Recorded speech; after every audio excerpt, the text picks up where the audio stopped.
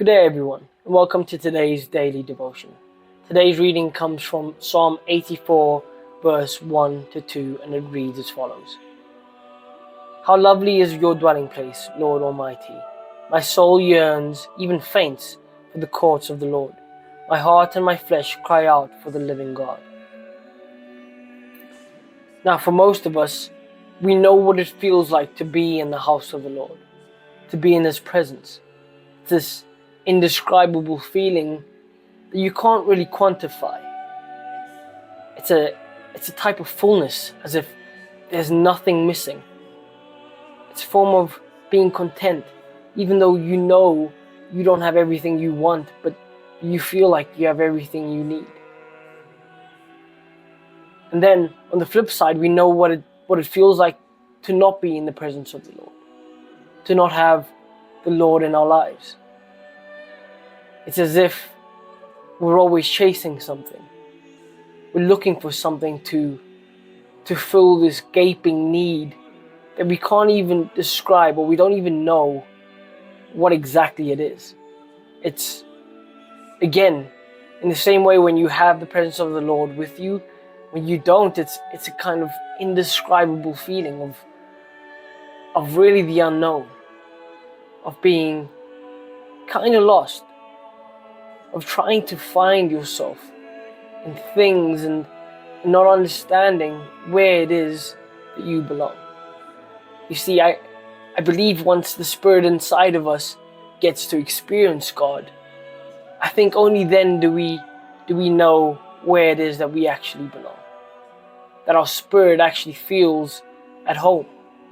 You see, this may sound very vague, and really, if anything, it might sound kind of mythical. But I believe when it is that you stray away from God after knowing Him, that you feel your soul actually yearn for Him, actually yearns to be in His presence again. Again, you might not even know that that's what it's calling out for, but you do feel this sense of emptiness.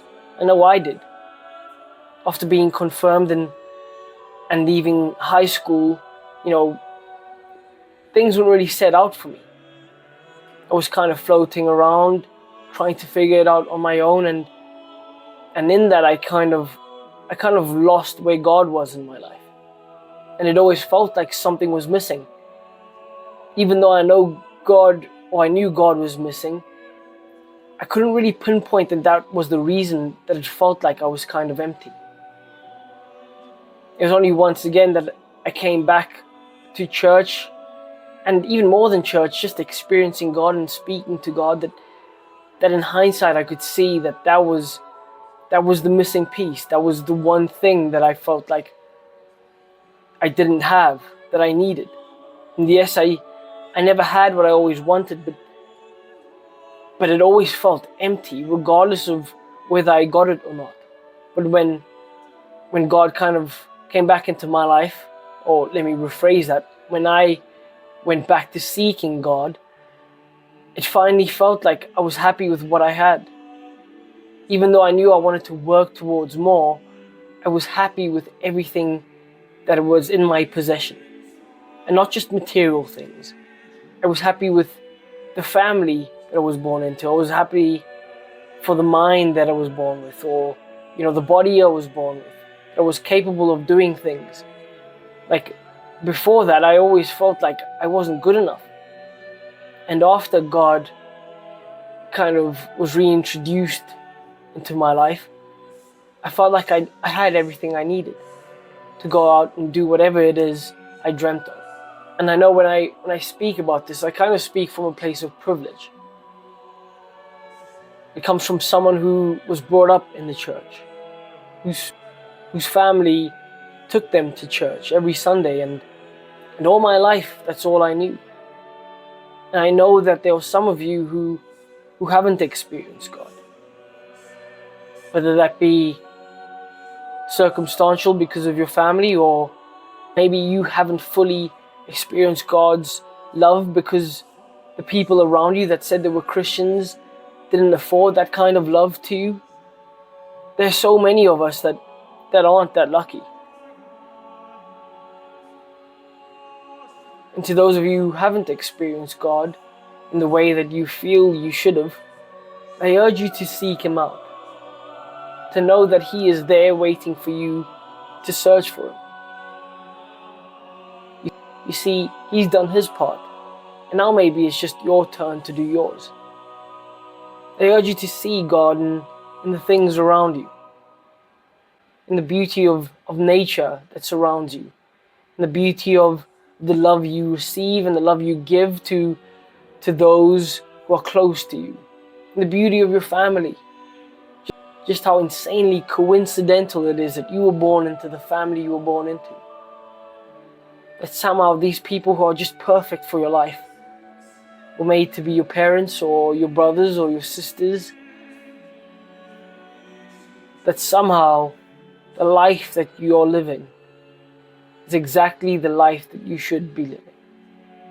That somehow everything that's a part of you is exactly what it should be. You see, when you look at the things that you might perceive as coincidence, and you break them down into their very beginnings to the final product, you would see that there are so many coincidences that would have to happen for that thing to be what it is, for that thing to kind of be created perfectly. And if you think of the probability that it would need for this thing to come into existence and to be a part of your life specifically, I think then you get to see that maybe it could have only been God. That it could have only been God that have given you the parents that He did, that could handle and also that could raise you and deal with you and also help you along your journey. That again, it can't be coincidence, but it's God that gave you the mind that you have. It gave you the ability to think the way you think or have the interests that you do that fit and match so perfectly to your makeup and your being. See, if you break down every single thing that you think is a coincidence, I think you'd get to see that maybe it was just by perfect and divine design. Maybe it must have been God. So witness God in your life. And know that He's right beside you, and it's now just up to you to invite Him into your presence. To let Him in. To let Him journey with you from now until your final days. And then you'll see just how amazing our God is. Amen.